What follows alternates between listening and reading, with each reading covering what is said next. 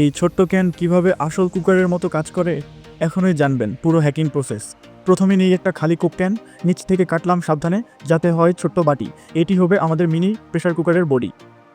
Ice cream স্টিক্সকে কেটে shape দিয়ে বানালাম হ্যান্ডেল। সৌন্দর্য বাড়ানোর জন্য কালার করে নিয়েছি।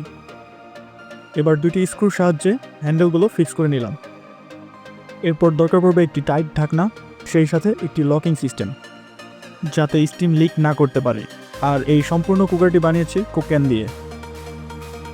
এবার বানিয়ে নিচ্ছি একটি নব, যার সাহায্যে বডির সাথে ঢাকনাটি লক করে রাখা যায়। আপনার একটা ফেলে দেওয়া কুক ক্যান আজ মিনি কুকার হয়ে গেল। এমন মজার আইডিয়া আমি রোজ দিই। প্রতিদিন একটা করে নতুন ভিডিও। লাইক দিয়ে সাপোর্ট করুন আর সাবস্ক্রাইব করে পাশে থাকুন। ভেতরে দিলাম আধা চা চামচ চাল আর প্রয়োজন মতো পানি। প্রায় 15 মিনিট পর যখন ঢাকনা খুললাম, একদম ঝরঝরে রান্না করা ভাত, দেখতেও যেমন খেতেও তেমন।